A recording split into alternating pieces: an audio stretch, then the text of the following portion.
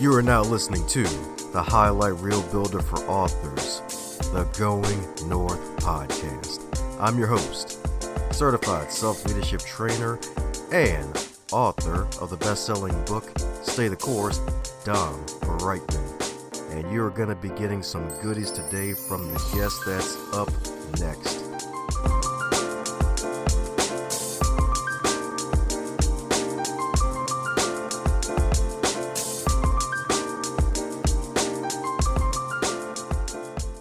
And today on the Highlight Reel Builder for Authors, it's the Going North podcast with another super special, awesome human. And I got to thank one of my favorite ladies on the planet, Carrie Hummingbird, for hooking me up with this fabulous guest right here, because this wonderful person in particular, a thought leader, visionary, intuitive, and a peacemaker, y'all. She makes peace, folks. She makes peace.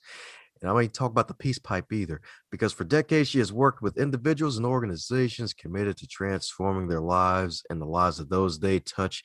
And this special woman in particular has the ability to access the unseen, multidimensional, energetic aspects of challenges and has impacted millions of people, helping them reach peak levels of performance, mastery, and the expression of their innate brilliance. So let's give it up for this superstar, Black belt martial arts best-selling author who is super special awesome, the lovely and marvelous Dr. Lin Morel. How you doing, Lin? I am doing fabulous. I want to be that person that you did that intro for. It's all you. That's who it is. Yeah, live and uncensored. Here I am. It's so lovely to be here, Dom. Oh, yeah. That's right. Funny you say lovely, because that's actually your most recent book, right? Beyond Lovelyville, right? That's right. Yeah. It's an amazing parable of how we can transform as humans to find our own true north, to listen to the God self, whatever you want to call it, that breathes us. And that becomes the one that takes us home to our highest and best self. That's what I'm talking about, indeed. Well, and speaking of highest and best self, I'm pretty sure you know that introductions aren't allowed to be 73 days long and 5 minutes. So mind filling in any cavities I missed about you? Nah, that's enough. I'm finding new stuff out about me every day, Dom. Probably will till the day I die. There we go. There we go. Heck, funny enough, that actually reminds me of one of our first ever guests where she mentions that we should focus on being human, becoming, because we're all becoming something. And it's interesting you say that, because like, hey, this is still self-discovery here as we age and heck even live. It's like, hey, things change, even though we may look at history, some things just stay the same. We're just in this version of it. Yeah, and actually not really stay the same. You know, each morning we wake up, we tend to get up and do the same thing, but we're different. Oh yeah, definitely can say that again. It's like one day you're chocolate, next day you realize, oh, I'm peanut brittle. Alrighty. Yeah, I love peanut butter. But peanut butter doesn't like me, so we have to walk side by side. And occasionally I'll go pieces. It's like the part of human is discovering where your frailties are. Mine is definitely ice cream, chocolate, potato chips, all the so-called junk food. But I realized for myself that when I'm there's something not right with me here. And I use it as a compass to say, oh, there's something bubbling up in me that I'm not looking at. Or maybe I'm upset with that person and I haven't let myself, accept that they're different and they're doing them and I'm doing me. And so the chocolate, the popcorn, all that is a mirror for me to see me. And that's part of self-discovery. Oh yeah, you could definitely say that again. And speaking of self-discovery, you've had one heck of a self-discovery journey, like with all the stuff you've been through and still alive to tell the tale. So how was it like in this huge journey of just the level of resistance and resilience required just to still be alive to tell the tale? It is pretty amazing. I was born to parents that actually loved me the best they could. I'll say that because I think every child is born in love no matter what the circumstance. My mom was mentally ill, so she neglected me and hurt me. So my dad was a working alcoholic. So when I was about 6 years old, my grandma, grandpa, aunt, and uncle took me in until I was 5. That was pretty okay, but it was very, very rigid. My grandma didn't really want me. I had to sit like with my hands on the couch really still while she watched As the World Turns. That is an old one, a daily soap opera. And then at 5, I was unceremoniously packed up, taken home to live with my parents. So I went from a quasi safe place to, forgive me, Lord, the funny farm. Because as a 5-year old, I was super sensitive to reading people. And especially when you have someone that's your caregiver who isn't next to you physically or leaves you in a diaper for a couple days, that's not very cool. So none of those were verbal memories, but they were in there. So at 5, when I went back, I felt like I went from the pan to the fire because all of these volatile energies that this little sensitive being had to deal with. It's like I was always in the middle of a 15 rounder. And to be perfectly honest, I mean, I learned how to hurt myself as a 5 and 6 and 7-year-old so that the pain of what was going on around me could be handled. It's typical domestic violence type PTSD. So as a little tyke, I would hit my head against the wall. Now, nobody ever knew this. It wasn't like I was doing it for attention. It's like I wanted the pain to stop. And that was how I started. Now, my saving grace was I got my first book when I was 5 years old because I was my aunt grandmother and they said, if you can read this book, you get to go to Maine with Aunt F and Uncle. And they were the ones that raised me. So I did. I read Pocahontas. And I was able to tell them what it was. So it was a child version, but it was, I remember it being that thick, but it was probably. And I read that book and I got to spend a week or 2 with my aunt and uncle in Maine. And that was my saving grace. So the books, I would go to the roof as soon as I was old enough to figure out how to get there, climb the tree across the street with my books. And then when I was 8, I had what I call a near life experience. I don't know if I died or not, but I do know that Jesus held me. And I was too young to really know about Jesus, but it was clear that this dude was holding me and said some things. And then on the way coming back to myself, I was strangled at that point. And it was like, by the way, you're going to forget all this. Like he laid out my life for me, And so for the next, from my 8 in my 20s, I would squint my eyes when I was outside trying to make the light come back. And of course, it never really did. And then I ran away with 17, put myself through college because I really did fear for my life. My mom had had another really serious psychotic break and was institutionalized. And when I went to visit her, she started throwing things at me. I had to restrain her. And so I was living at that point back with my aunt and uncle, going to a university nearby, and they made her miserable. So I decided that I needed to leave. And I met this guy who was the karate teacher where I studied judo. And I ended up moving in with his parents, and he became a house boarder while I worked my way through college and then married him.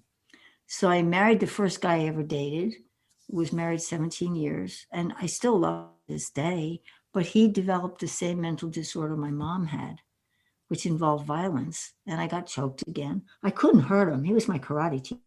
I met him at the karate school where I did judo. And so that began my journey of being hyper vigilant, a people pleaser, because if I could lay my hands on people, I could put them to sleep. It was an innate self-defense and called loving on people. And it worked like a charm. So I could tame the beast, but I always walked on eggshells, hence the martial arts. At 15, my mom decided my sister needed to take martial arts lessons. I wanted no part of it. I was a bookworm, size 16, chubby 15, could not chew gum and walk a straight line, shy. And I got bullied at school. And so I was the chaperone. 3 months later, she quit and I had to go. So I started washing floors, ironing clothes, begging, borrowing, stealing rides because my parents didn't really want to schlep me the half an hour to the school. And the teacher became a surrogate dad. So when my mom was institutionalized, the judo school was right down the street, and I'd visit her. I'd come in sobbing. I'd sit on the daybed on the porch. The 6 standard poodles and Dobermans would be licking my face, and he'd hand me tissues. And, he taught me the love of the art, and he treated me as a person. And I went from being this chubby kid to this, still a little bit chubby, but a judo, like by the 3rd month, I was teaching grown men how to fall, the beginners. So from there, I started karate. I met my first husband. He was the karate teacher at the judo school. I went on to take all of my hidden trauma and channel it into working out. I was not headed for true north. I was headed for work myself to death. And I became a workaholic. And all because I didn't know what I didn't know that I was carrying. Because I basically, when I closed the door, I didn't remember anything except that I was happy to get away. So that was my journey. And then, it's like people that are traumatized tend to attract more traumas because it's an energy field. So when I got married to my second husband, David, I had this inner awareness he wouldn't be in my life for long. And I had a conversation with, I'll call it God, Christ, my inner wisdom. I married him anyway, and he died in a plane crash on the day that I inwardly heard. And that we worked in a spiritual retreat center. We worked with, when rehab people recovering drug addicts to us, because there was some love among us. They could not stay where they were in that energy field of I'm no good, I'm this, I'm that. They would stand and fall when they left. And when David died, it was really hard on me. Shortly after the funeral, my first husband took my daughter out of my arms, and I had to go to court to get her back. And then I got sued by Social Security for an I reported, field audited by the IRS. All of this every 6 weeks for 13 months. So when I am one of the top trauma specialists that I know of, I just did a documentary series called Trauma, and I'm now going to be in another one called Healing from Emotional Trauma. And I turned that tragedy into my true north, because I had a direction. My direction was to bring as much relief to people who didn't know there was a way out of, because if I could do it, anyone else can do it. When Roger Bannister, the 4-minute mile, within a month or two, everybody was breaking the wall, because the mindset was the human body can't do more than 4 minutes. Bull malarkey. As somebody who's entering the 70th decade, I can still lift things like you wouldn't believe. I'm physical, I'm active. I can still punch just a little bit. I have challenges with kicking, but I still work out. I do 90 minutes days of the week of Qigong, which are more gentle things, which open me more to my God self. We all do that. That's why we feel so good when we run, walk. We're opening our sensors. And we're here, to me, this is out of a game I saw 40 years ago called Transformation. 4 easy steps, more or less. We're here to gain awareness. Wouldn't you agree that that's really the journey of life? And then along the way, we got to overcome obstacles and setbacks. God knows I've had them in spades, and in karate, I learned that I always got up one more time than I fell. So my awareness was, no matter what I was brought, there was something in there for me, not against me. My God is not a vengeful God. Although there's a facsimile out there that pretends to be God, called Lucifer, for a better word, who is the bright, shiny star. But the true north is always quiet. It doesn't say, you're bad, you're this, you're that. It's like, okay, honey, let me help you out. Let me bring you a person that you need right now. I call that serendipity, and in my journey, I had the most random people show up when I was at my lowest of lows and extend me a hand. And so that's the overcoming the obstacles, which is the next part, is doing service. They were doing a service to me so that I could get strengthened to do it maybe for them or someone else. And every experience I had, Dom, I have in a toolkit that I can whip out at will. Well, I don't know what it's like when you lost your home in that fire, but is it anything like this? because I knew. And so that's been the guiding thing. That the fourth thing is to know that God's got you. Whatever you call it, doesn't matter what your religion is. Ultimately, the one that breathes us is what I call the divine, the source of all life. And in following that, I get recharged. Day's Groundhog Day. We wake up, we get a choice. He did it over and over until finally he got tired of doing the negative polarity, which is I want the most money, I want the most prestige, I want. Doesn't matter if I run over somebody, that's their problem, And so the blossoming of the truly empowered person living in the North, which in the medicine wheel is wisdom, strength, healing, gratitude. And when we live in that North, then we can actually, like a beacon of light, spread it over the whole world, one person at a time, a group at a time. That's what you're doing. That's what I appreciate about you and Carrie and all the amazing people on this planet, the unsung heroes that get up every day and they smile at somebody who's getting ready to kill themselves, or they make a phone call. Listen inwardly. We are all part of the body of Christ, and we're all doing God's work. And I don't care how bad it looks, like the things we've done. I've worked with murderers, addicts, the so-called unredeemable. But there's no thing, because our soul is perfect. And we may do things that we have to pay for. But who we are is awesomeness itself. And when I look at people, I had some doctor once. I've had a bunch of brain injuries along the way, so I don't remember squat, which is a good thing. Most of the time. It can in the neck when I'm trying to remember a phone number, but other than that, it's just this handicap, which is a blessing. And because of all this stuff going on, all in divine order, I can look at people and actually see who they are, not their persona, not just who their essence is.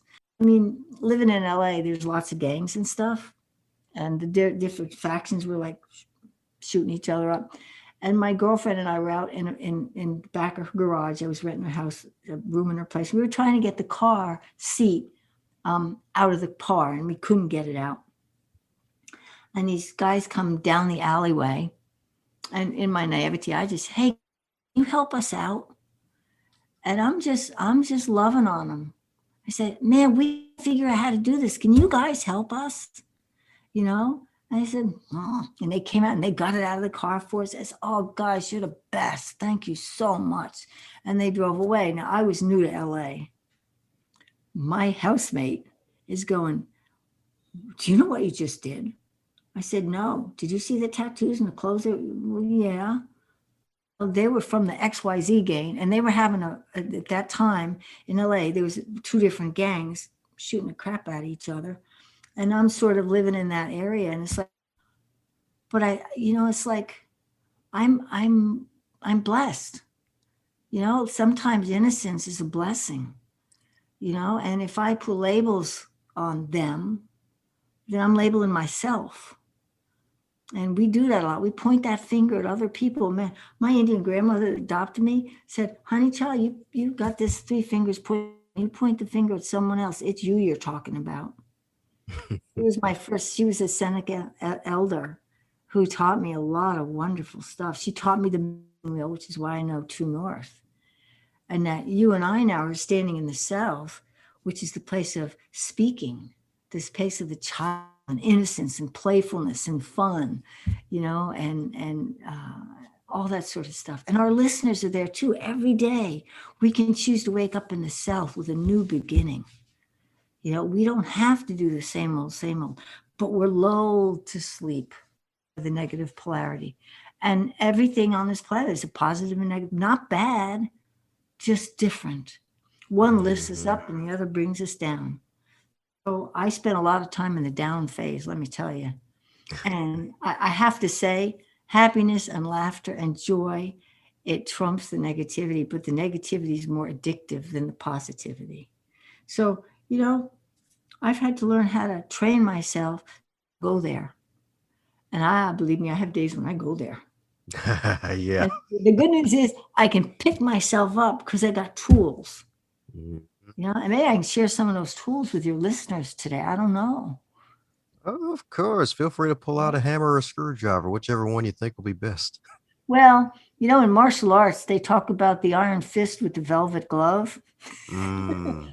About, you know, I'm more about bringing opportunities to check things out because I'm telling your listeners, don't believe what I say, don't disbelieve what I say, just have fun with what I say as a possible opportunities to see something a different way, you know? So one of the things, because I know with this whole COVID thing, the whole country's falling apart. So hopefully it will fall together in greater loving and one accord. And it's always bumpy, before things get better, they always get worse. In the worstness is where we can rise. It's like it takes resilience to get up one more time when you fall. So some of the things I do are really, really, if I'm in a really bad day, like super bad day, I'll put on Pharrell Williams' Happy Dance. And I just start moving my body, singing at the top of my lungs. When I had my rebounder, I'd be on my rebounder doing punches and kicks to Happy Dance. And so that's a simple thing. So music, noticing nature. Oh my God, so many people take it for granted. So many people see, but they don't observe. That's a line out of Hound Baskervilles, I think. Sherlock says, "My dear Watson, you see, but you do not yet observe."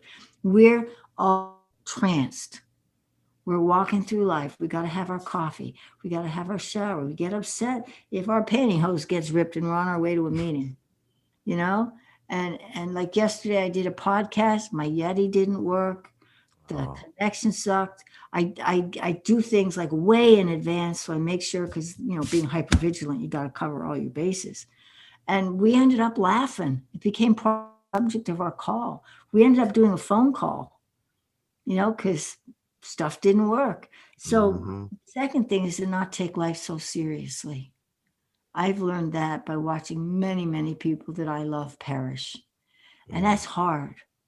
And yet, if you look at the fact that from a strictly scientific point of view, I'm going to put on my science hat now, matter can neither be created nor destroyed.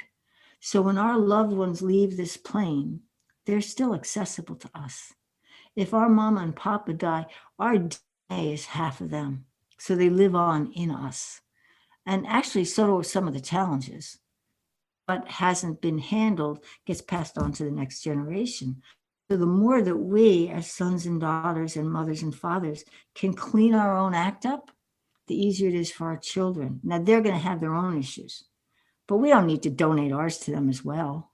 And yet that's what happens most of the time. Like I was the fourth generation, well, my daughter was the fourth generation of female child to be taken from her mother by the age of 5. That's trippy. And when I do genograms, I can trace the suffering back. I worked with somebody recently who came out of Ireland, and there were beatings, there was alcoholism, there was suppression, repression, brutality. One religion against another, one language against another, passed on. And this man had a young baby just born recently, and the child was born with some serious issues. So a lot of prayer, and he actually made it through. And he's his father's teacher because his dad has now shifted fundamentally from what his father did to him growing up. This little boy opened his heart. Now I've been working with his himself for a long time with a wet, like, helping him see where the error in approach in his life was and wasn't getting him what he wanted. And I would say all of us, because it's a misgiven planet, you got to make mistakes to get wisdom. I don't know anybody that was born totally wise, except maybe Christ, and maybe a few rare people. But we learn from the mistakes, and our downtimes are just as important as our uptimes. And we can look at everything through the eyes of loving, like we don't understand anything, but our mind, if you noticed, your ego thinks it's got everything in charge. plays. And then when it rains on your picnic, you're all pissed off. It wasn't supposed to rain. Says who? You know, it's like, and yet we're trained to that, to be run by external circumstances. And I like to tell people, as my teacher told me, what you have is an error in approach. It didn't work, did it? If you keep hitting your head against the wall looking for the door, you may gonna put a hole in the wall, but you're not gonna find the door. You know, so on and on it goes.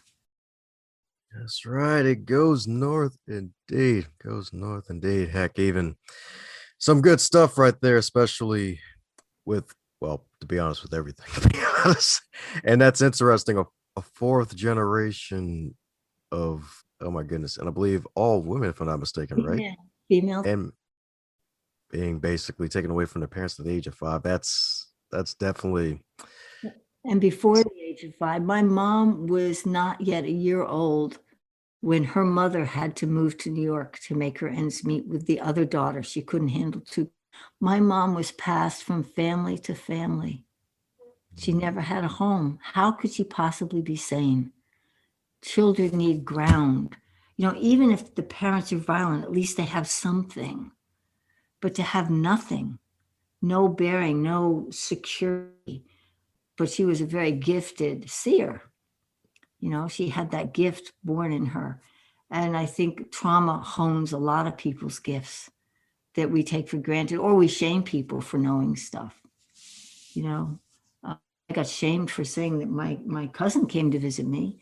And they said, don't be ridiculous. Glenda's in Maine. I said, well, Glenda came to visit me. And it's like, Glenda died that morning and she came to visit me.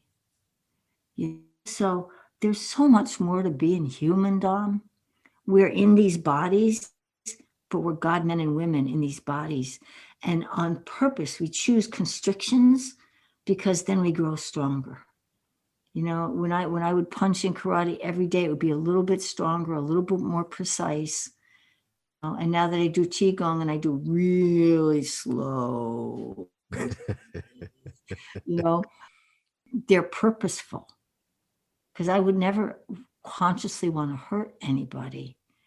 And yet who we are is so magnificent. You know, it's like we talk about Superwoman, you know, stopping bullets and all that sort of stuff. And so to show how martial artists is just the beginning. So we as children are in our beginning. And as we mature, hopefully there's more wisdom to be gained. But for some of us, there's more bitterness and closing to be gained. I've discovered that violence doesn't work against violence. I was incredibly violent toward myself. What 5-year-old hits their head against a wall and make the pain stop, you know? And so fast forward, you know, I'm doing a keto. I'm in LA. I don't kick much anymore because I got a bad blah, blah, blah. But I still have the martial arts spirit. And so I'm going, and I was on a board chair of a nonprofit working with battered women and children. I did that for 19 years, using art to help people heal. Highly recommend art. And that's one of the things I was going to say. If you don't know what you're doing, get a piece of paper and scribble. It's great for the soul. Then you burn it, you know, or write what you're thinking. So anyway, long story short is I'm walking down a spiral staircase, go get my nails done to go to this big gala that night. And I hear this grunting and groaning, and I look over the edge, and 2 guys got somebody pinned against the wall, and they're punching the heck out of this guy. And I said, do I take them on, Lord? And I heard no. Okay. So I got really still and I shouted. And they went like this, right? Both hands came off the guy, and the guy got away from the wall. And then they're starting boxing. All I can think, forgive me, is that they are the worst boxers ever. Because it was just like what they saw in the movies stuff. And then I just said, okay, God, words. And I said, what would your mother think? Guess who ran away? The person was being held up against the wall. No, the 2 guys that were beating the crap out of him. Okay. I pushed their mother button. And then the sweetest thing was there were some little old people coming out of the doors of Macy's, and they started chasing these 2 guys through the parking lot. I went and called 911. But that's the power we have in us. Now, when we scream at our pals, that's power over. But when we take everything as a mirror, we get free. Because when we judge someone else or some situation, rest assured, we've done it or lived it. So what we haven't healed comes back to us again and again and again. So self-awareness is getting curious about, who is this self in this body? Are you your ego? No, but it's part of you. Are you your mind? Hell no, but a lot of people think it is. Their mind is all there is. That's because they're hyper rational and tell you 10 out of 10, they've in some way been battered, you know? And so when we get really curious and fascinated, like I'm fascinated with human beings. I don't see any human being as broken. It doesn't matter, because who we are is whole and holy, and whatever breathes us has a clue about what we're doing. Now we can go against that, which creates evil, but evil is only live spelled backwards. Oh, Interesting, isn't it? When I discovered that, I was like, whoa, that's deep. And if you put the word devil and you spell it backwards, it's somebody who's lived backwards. And so the quote devil, or negative polarity, not bad, just here to tempt us and strengthen us. It's kind of like, when you're pulling weights, you got a resistance. I don't see anything as bad, which makes me weird. I see I don't prefer. I see people do things that are heinous and awful, and they will be punished. And yet within all of that, if people knew what they had lived through, they would have compassion. Like I used to, abandon dogs, any pet I ever had to rescue, or someone dropped them at my door. We got a German Shepherd one time, and it barked and bit at everything. And I looked, and we weren't going to take that dog because we went to a place, and the wife of the owner came up to me and said, she sort of whispered in my ears, please take that dog. He uses it to have other attack dogs attack it. If that's the dummy. She goes, please rescue that dog from him. So thinking we were going to get a nice German, she took the one with the floppy ear, who was the runt, and we redeemed that dog. Oh, and so it was love. It took a while. Dog wouldn't walk through doors, wouldn't walk upstairs. Evidently, the guy threw it downstairs a lot. And anybody be healed with love. Maybe not or see, but I got held up at gunpoint one time in Culver City. There was some more gang activity going on, and my building got tagged. And I said, Lord, can you handle that for me? And I didn't hear a yes or no. And a couple of days later, I finished my doctoral dissertation, and I take my camera and I'm walking to the store to get my wedding pictures developed and all that nice, happy stuff. So on the way back, I crossed the street, broad daylight, 12 o'clock, noon. These two people are walking to me, and my hair stood on end. And it's like, I didn't want to turn my back because I'm hypervigilant, right? Never turn your back on somebody. And so I gave them wide berth, and I walked on the grass, give them wide berth, looking down. One of them was a woman, and she said, hello. And reflexively, I looked up and said, hi. And she goes, turn around, bitch. There's a gun at my head. Thank God I got a lot of 45 something years of martial arts then. And I said, God, is it real? Is it loaded? I mess? Oh, it's real. It's loaded. It's, don't mess. And time does stop. You can stop time. It's definitely possible. And then they took my purse and ran away. And then my humanness kicked in. Now, mind you, I've been practicing gratitude and forgiveness at this time for decades. So it wasn't like a spiritual whatever. It was real. I said, I threw my bag of bananas at him, which was ridiculous. I didn't know there were 2 loaded guns and 4 people, but they didn't shoot me for throwing bananas. And I stopped, and God bless you both. I know you need help. And then I ran and dialed 911. Well, it so happened that there were police coming west. There were police going east. There were police across the street having coffee. And an old lady had been murdered in a robbery 2 weeks earlier. I didn't know that. Ooh. And every time they cordoned off 6-block area, they were opening trunks, they had a helicopter, SWAT dogs, whole 9 yards. And every time a detective would come, he says, where's the victim? I'm the only one in street clothes. And I'm thinking, I'm not a victim. I got held up, big deal. So anyway, long story short, I refused to ID them. They caught 3 of the 4. And the detective finally takes me up to the car. They take them out of the car. I look at them. I walk away. I said, I couldn't possibly ID them for 100%. He goes, why not? Because the woman that held me up was taller. And yes, she had on a blue sweatsuit, but she was clean. And this lady was covered with dirt and grease. I said, I wouldn't live with that if I ID'd him wrong. We walked a few steps later, and he goes, ma'am, can I ask you a question? I said, yes. Did you really say God bless you? I said, well, yeah. Well, they both confessed.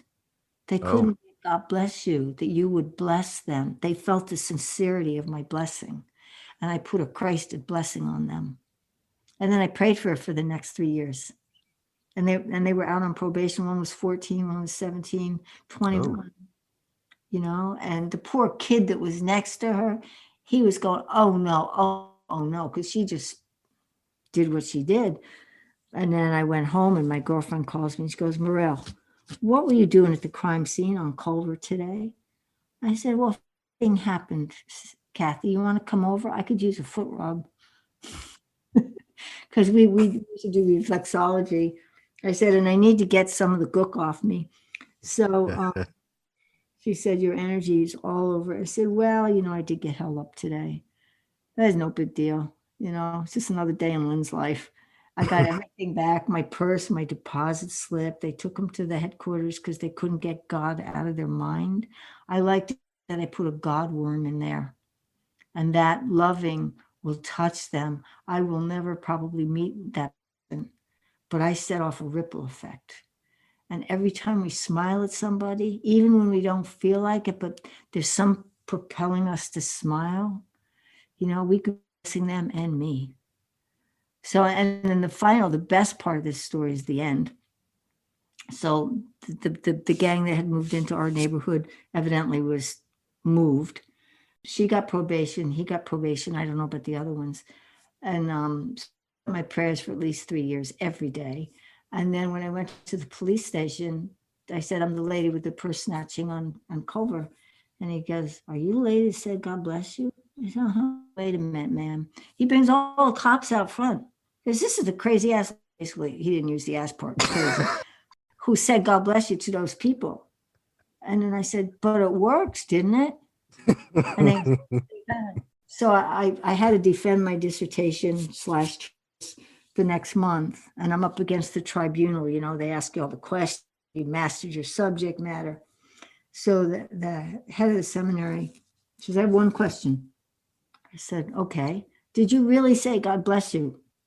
I said, I did. He goes, it's clear you've demonstrated mastery of your subject matter. Because I went home and I took pictures. They didn't take my camera. So I pictures the dog. At some point, I'm wearing the police jacket and shades because I didn't want him to know my face for real.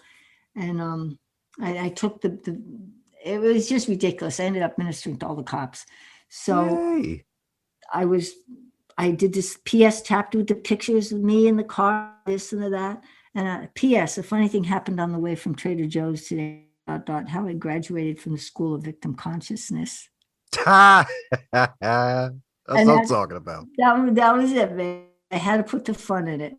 So, what I would say to your listeners is, I'm rambling today, but there's everybody in there somewhere. And may you all find the ability inside of you to say, stop it when your own negativity comes at you. And then if you have any kind of religious upbringing, belief in the breath, I don't care what you are, Baha'i, Muslim, Jew, Christian. I can't work with atheists because they shut down. Agnostics, I'll take a good agnostic any day because they're on it. But God loves all of us, whether we believe or don't believe, because the breath is the indicator to me that we're here to learn and grow and mature, overcome setbacks, gain amazing awareness that we can pass to our kids and our kids. Hey, grandpa, tell me about that time when you and you pass the wisdom on and the loving on.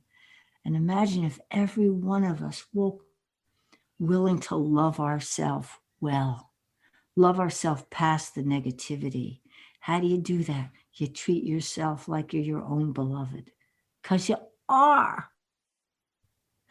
That's what I'm talking about, dude. Treat yourself like you are your own beloved. And folks need to hear that today and heck, be honest forever. Because sometimes, like, as we go through the journey of life, we forget who we are. We never even actually like yourself, may have been taken out of home before at the age of 5 and may have had rough upbringings and probably had a series of unfortunate that became fortunate events down the road for other folks to be inspired by. And we just probably just need those reminders because like nowadays it can be hard for folks. It can be hard for folks. And we just need that reminders like, hey, you have value already. You don't have to quote unquote add value to people when people already have value. They just need to be reminded of it or just unleash and unlock it. So definitely some magical good stuff right there. Some morals of great stuff, I should say. Or some morsels of Yeah. great The stuff. moral, my first book I wrote, I put the moral of this, the morale of this story, chickened out, and I put the moral of this story. I should have left it morale because it was quite a story. It was called Heaven's Helpful Hints. It's long since been out of print, but it was a bestseller and I didn't know it. I did a Wayne Dyer. I put my books in the car. I traveled cross country. I gave speeches in churches, and when a publisher contacted me from Europe wanting me to write a book for them, said, have you written anything? Do you have any proposals? And I had just done one for fun, and he wanted me to publish that and make it a series. And it was about loss, but from the positive side, like the tyranny of your ego and your needing to be bigger than you are. What all the stuff is that keeps us back and weighs us down. So it's probably going to happen. My next book's coming out in July, the anniversary of James's our wedding anniversary, and it's called Love You, and it's we were married for 8 years, and I my hard drive crashed partway in there, but it's our love emails, and it's a real life, vulnerable, in your face love story about how we overcame challenges. It's poetic. We were both poets. I had no idea I had so much poetry in me. And it's how to overcome the challenges, and it ends our last email together. He said, honey, and I dislocated shoulders serially and he had an elevator and seriously brain injured, but they didn't know because it was a closed injury. But so his last 8 months were really hellish for him. But his very last email was, honey, thank you. I thank you and God with all my heart for being in my garden of loving and for such care you're taking of me with everything on your plate. That's paraphrase. And then you're in the center of my garden of love. And I emailed him back, honey, yes. And I can't wait to see how God prunes us both for new growth. And he was gone 5 days later. And it's like, he died the way he lived. He touched every person in the hospital floor. We prayed what hospital to go to. He worked at UCLA. He died at Brotman, and it was a cover up. I'll flat out say it. They lost the medical records. And I know it was because the physician happened to be a friend of James and I, and he was on the coroner when they did the autopsy. And he said, my husband died with enough drugs in him to kill an elephant. And that was God's way of taking him out. Because when he had his near death, like 3 years earlier, he told Jesus he didn't want to leave because he waited his whole life to marry me. So he actually had a near death experience and was with Jesus. And the next 3 years were bonus. So every night he had broken his neck. So I would traction his neck. And I say, honey, when you're ready and you want God to take you, just say, God, I'm ready to go now. Because I knew he was on borrowed time. And we both knew he was pretty close to going. And so people come in our life for a reason, a season, a moment. You could have one person say a negative word and it's like an arrow to your heart. Like, we don't need to tolerate that. We can take that suck, and not to hate the other person. It's like, how did it make me better? If we were on like this awesome adventure of how can I be more aware today of who I am? How can I stop the voices that say, I call it the judge. There's a great great source called PQ, Positive Intelligence. You can take a little assessment to find out where your judges are going to keep you away. It's called positiveintelligence.com. Take this little 2-minute test for PQ, one for saboteurs, and you find out how the that negative battery pushes us to do stuff that's not the best approach. And the simplest things, just go like this. Just if you're really up stressed, it's okay. It's going to be okay. And you find someone who's a ray of light for you. My judo teacher saved my butt, and Paul, after James died, told me I had about 2 months left because I really didn't want to be on planet Earth anymore. I was weary. And I was at a church convention, and I'm sitting outside eating my lunch sort of by myself, and he sits down next to me and goes, "Why are you leaving the planet?" I said, "Give me one reason to stay, Paul. I lost my daughter. I lost my 2 husbands. I lost the first husband. I lost my health. Give me a reason to hang around." He says, "I'll give you a reason. God needs you." And I went, "Oh, crap." Literally, it's like, oh, I have work to do. And then I remembered that the guy from Nigeria. And then I remembered all the people that had helped me along the way. And then the very next day, God sent me this lady named Karen Winograd. And somebody said I needed to call her. I looked at her website. And I said to her assistant, "Does she ever do trades?" "Oh, no, she never ever does trades." So, and then she goes to me, "I'll make an appointment then." And so she goes, "You just finished with a patient. You want me to tell her you're on the phone?" She goes, "Yeah. Hey, Karen, Lin Morel is on the phone." She goes, I hear this in the background. "Lin Morel. Oh my God, yes." He answers the phone. The first words are, I've heard so much about you. Could we trade?" Literally, she saved my life. I was in her office at least 3 times a week with restorative therapies, with this incredible Russian skein artist, brain balance with your body. She had a machine that could take more accurate results than any blood test. And she put me on a diet. She gave me particular things that I needed to heal my body. And if I had fish, for example, if I had salmon for lunch, which was a no-no because of the mercury, I see her in the afternoon, she'd run a scan and she goes, "Huh, were you eating something with mercury in it today?" Oh, I got busted. And so she passed, and she's still in her dying process. She touched so many lives through the bridge thing. She told her story.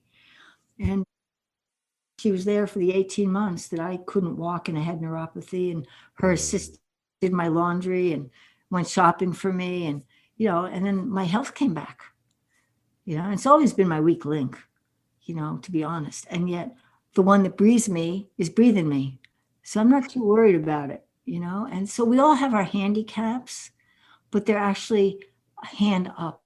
We would reach to overcome the obstacle and say, "You know what, this looks really bad. I just lost my house to foreclosure. I don't know where my next meal is going to come from. That's pretty dark." Now, I almost lost my house to foreclosure. My actually farmhouse burned down. I was homeless. Everything was gone. My husband's business and my business were in this place. And it was like, okay, what do we do now? And a woman that I had done a random act of service for found out about it, called me up and said, "Would you guys like to stay with us?" Now, she ran a nursing home for little old ladies. She put us in her bedroom. That was the nice news. She slept on the couch out on the porch. The other news was they were calmed to every room. So my husband would go to sleep to,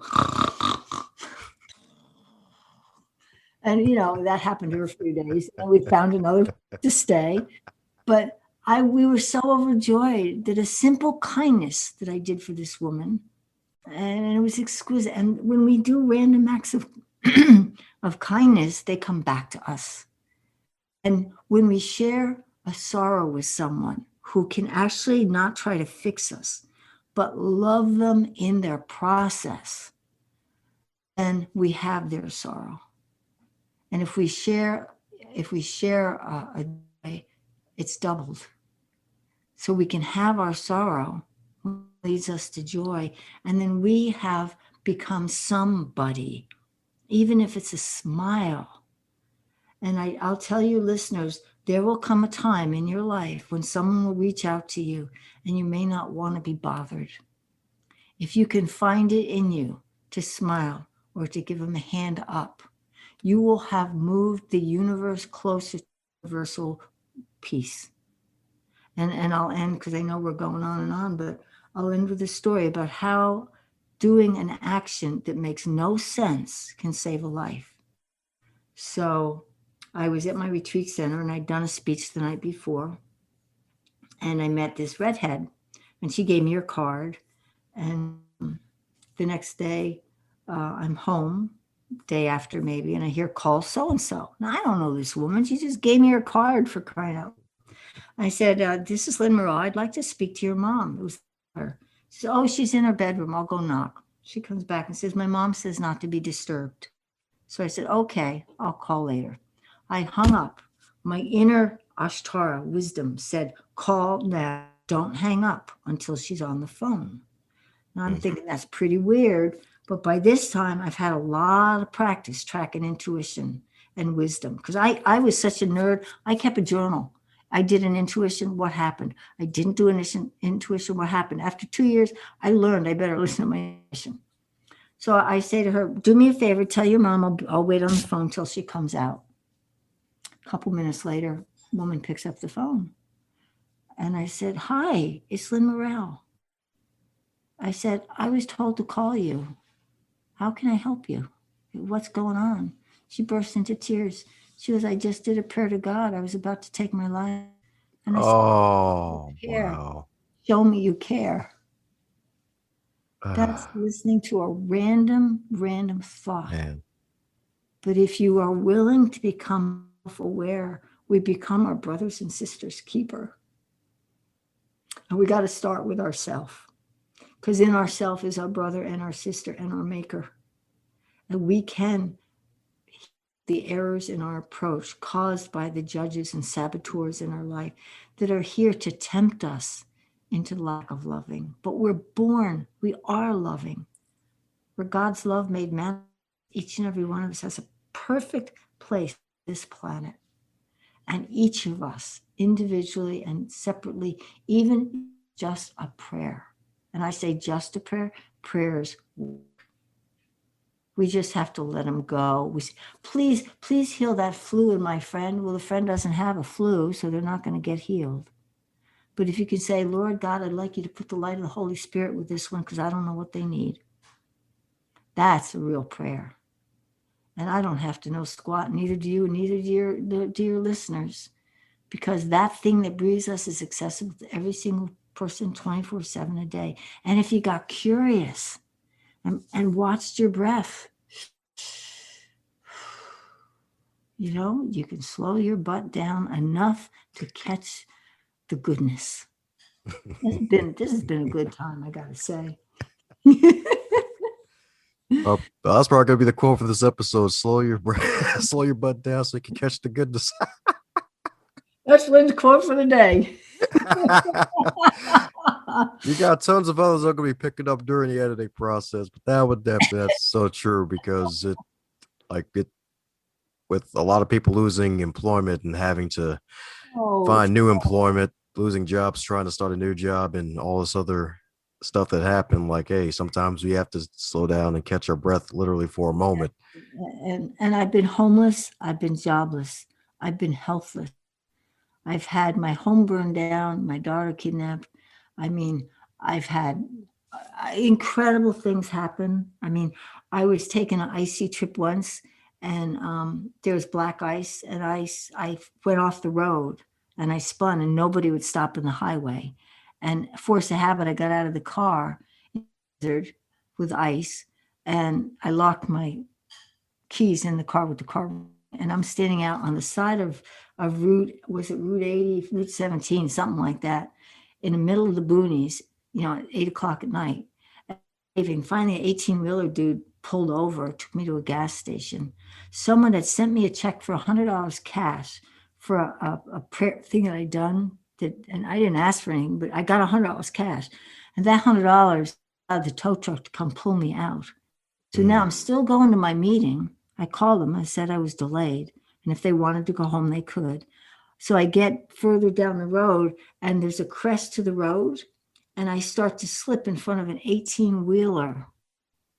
I am face to face with an 18-wheeler. And I jerked my wheel and I saw, God, get me out of here.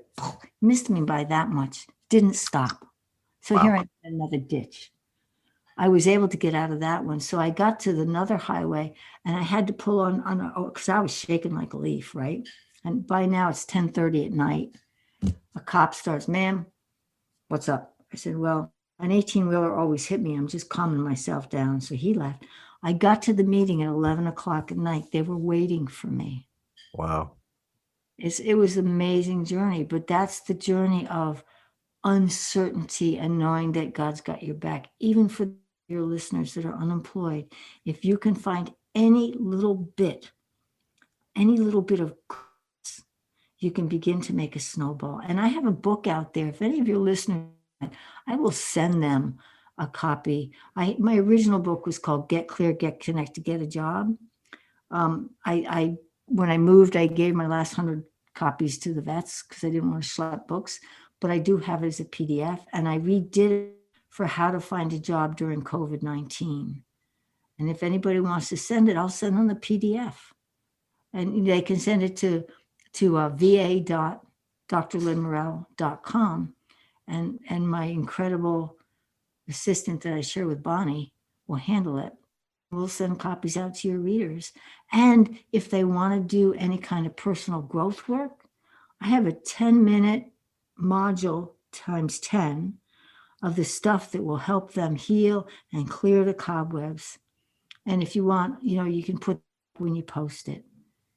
Because you and I are here to serve and to find your true north. Sometimes your seems like it's off, but if you keep breathing in and breathing out and trust, but take action. You can't just sit there and wait for God to bring you a new car, a new job, but you don't grit it.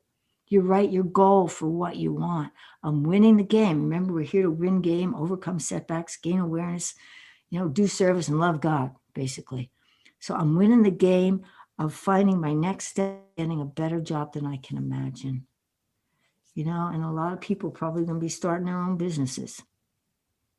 And there's so much creativity in human beings. The old institutions are getting torn down and it's messy. May we rise up in one accord to make this planet one of peace rather than discord. And the negative polarity will always be here. Don't get me wrong. Not most days I wake up and I got that little in my head. I get my butt up. I do my practices. Right? I do some of them in the bed. Things that open me to God's goodness. And then I always, before I go to bed, I say the best thing that happened today. What are you grateful for?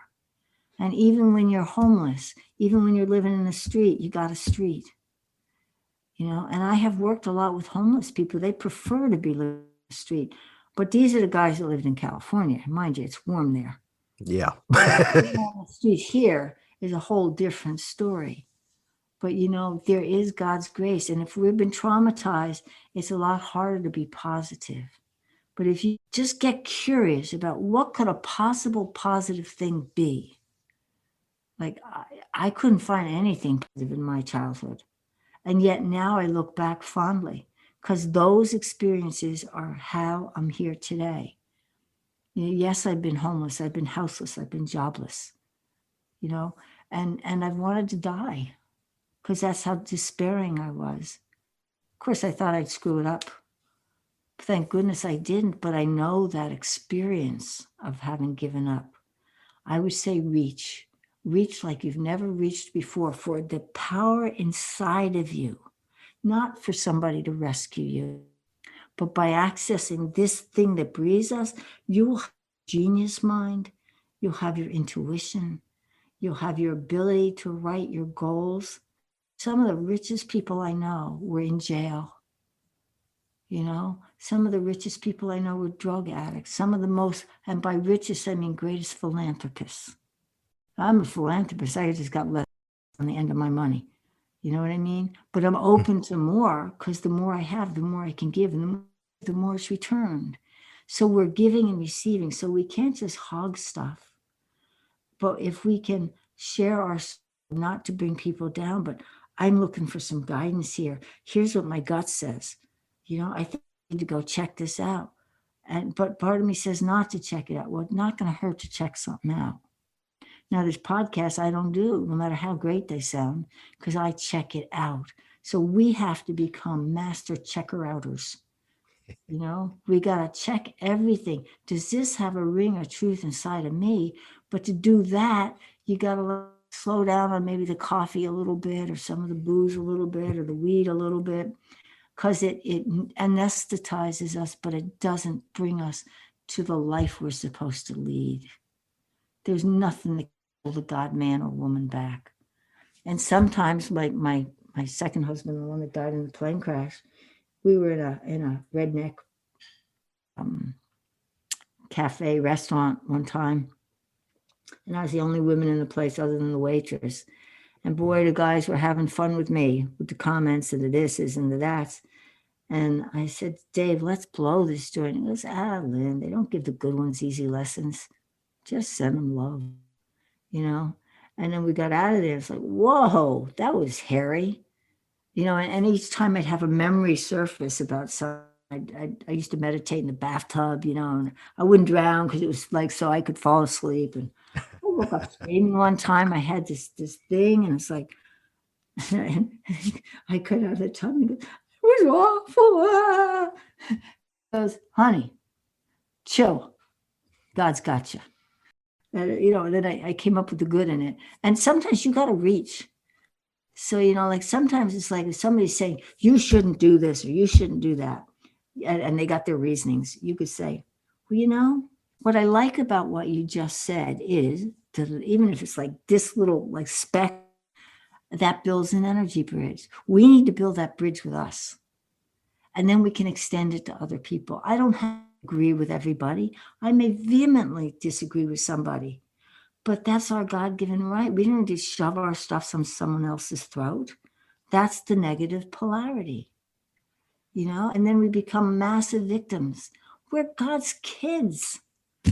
So anyway, to all God's children listening to this, take a chill pill, take a breath, and really get curious about what you can find in it that will help you release a trauma you don't know you have. I work with people that their colleagues make millions and millions of dollars and they just barely break even, and they're just as good and if not better. And the interesting thing is why, and so I help people find the whys. And the Jewish Talmud says, if you touch one soul, if you help one human, that's all you got to do in this lifetime. Imagine if you could, by your story and getting out the other side, find ways that you were resourceful beyond your wildest imagination. Negativity makes you go like this. You can't think, you can't function. You want to pull the covers up. Expansion and curiosity says, whoa, now I'm in this predicament. Okay, how am I going to handle it? And then you'd be amazed what shows up. Yeah, and I tell your listeners, write your goals. I'm winning the game of, and it's better than I can imagine. And then if you got any kind of I call it my blessing book or my wins book.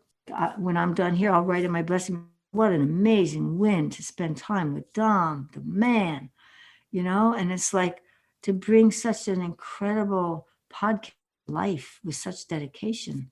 Like you go in my blessing journal today. Hooray. Amen. Hallelujah. So on that note, it has been an absolute awesome experience.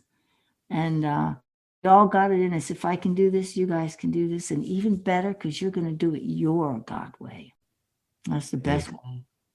That's what I'm talking about. Well, before you make a run for it, coming down to the question every guest gets to receive, and that is if you're to wake up tomorrow and you're 25 again, but this time in 2021 with all of your knowledge and experience, what advice would you give to yourself? Wow. If I was 25 now, you know what? It would be don't sweat the small stuff. Go with stuff that brings joy, that brings a sense of expression, of curiosity that doesn't want to cling to the past. I just want it to go back the way things used to be. Well, it's an adventure. Life is an adventure. And you know what? We're Aladdin, we're the lamp, and we're the genie. And what if we were to become one in our consciousness about what do I really want? If I could do anything and money wasn't an issue, what would I do? You know, that's how I started my business, on the back of a Chinese letterhead. Someone said, if you could do anything, what would you do? And I went, duh, I don't know. I literally, I was a deer in a headlight. And then she just asked some probing. I never met this woman before, but a friend of a friend, said I should meet her.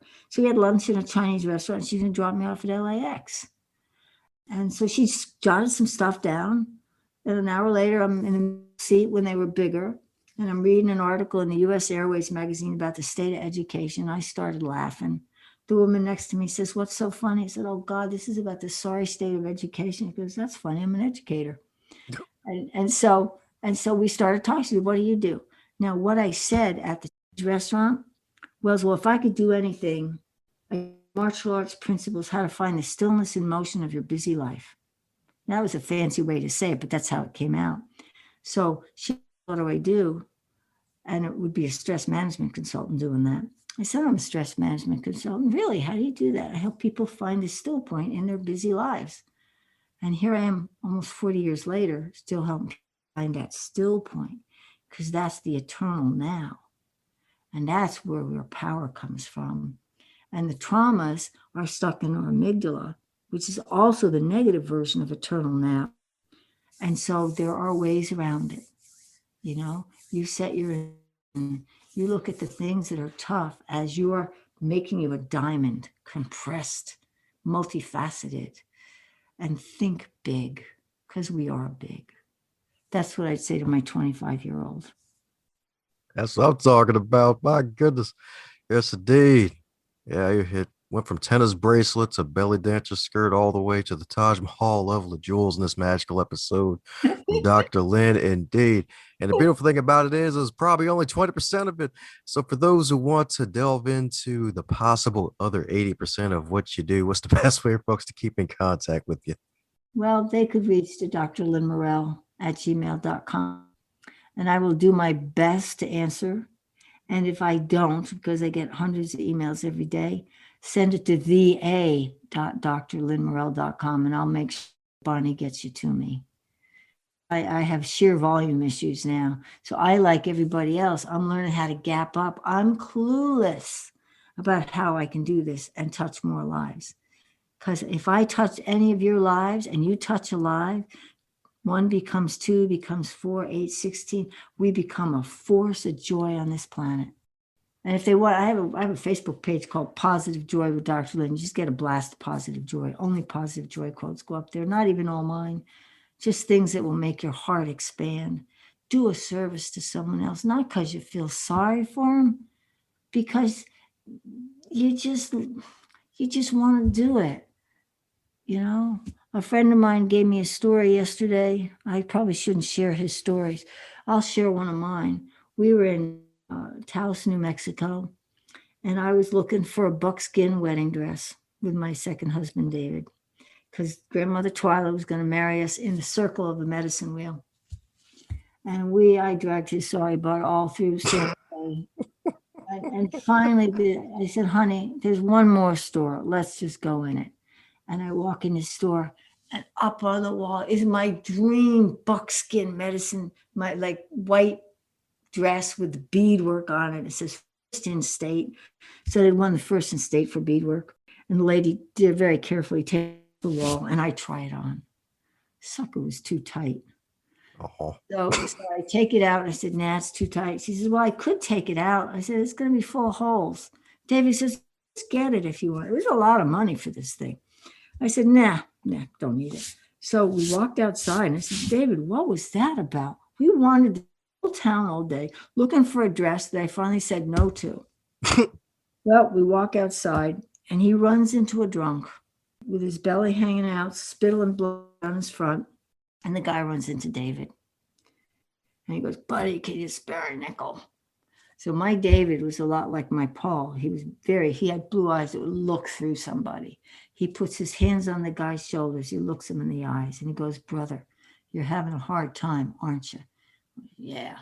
Well, let me give you some advice. Don't ever demean yourself by asking for a nickel. If you got to ask for money, at least ask for a buck. But what happened is the guy got immediately sober and the love went into him. And when we walked away, we were both told, congratulations, you listened. You changed his life today. And that like a random thing where I'm like, what am I doing in this town? I don't even want to go looking anymore. We had to go till the perfect moment was orchestrated. God's good could come in. Everybody on this call can do that, Dom. They don't have to do it the way I do it. I mean, I've got 60 plus years of doing this stuff. I've been doing it since I was knee high to a grasshopper. And it's a process, not an event. And count your wins. If you find a penny, count it as a win. You're building momentum. Don't say, it's a penny. No, say, thank you, God. And thank you for leading me to my next step to overcome this challenge. And you would be amazed what you can do when you build your inner power and strength to be able to hear clearly. And that's a lifetime process. God knows. So those are little tidbits for your listeners. And if they want to delve, soul lifts, they call it bathroom reading because it's about a half a page to each thing. Just take it and leave it, and it's true stories by real people. So none of it's made up. And they wanted their names, everybody except for one. And I combined two people together for that one. So I gave them a different name because they actually did it, but they didn't do it. They did it after I told them to do it, but it was to take it off with whatever candle. And then the Beyond Lovelyville is actually an autobiographical book of Dr. Lin as she came through the darkness into the light of day and let go of the bitterness and the not enoughness and the I'm too timidness and who I'm only a lizard, and I'm only a spider. I'm only a firefly. What good could I possibly do in this situation Lovelyville is in? Lovelyville is a place. It's a pond. And it's deep. And every time you read it, or if you read it to your kids, it's different levels of meaning. So that even in these darkest times, there's something for you. So anyway, what a grace. Oh, yeah. Sweet. So any parting words before we close up shop? God bless everybody, no exceptions. And may the love in you fill you, surround you, protect you, and may that expand to everyone you meet. That's my vision. And have fun doing it. How's it going, my friend? I'm glad you made it to the end. That shows that you really enjoyed what you heard and you are an uncommon finisher. Thanks for giving this show a listen. If you really want to help out the show, be sure to subscribe, leave a review, and share this with someone that you care about or someone that needs to hear this message because we want to spread this podcast around like butter on bread if that's your type of thing. And if it's not your type of thing, still spread it around anyway because good stuff needs to be shared with good people like yourself.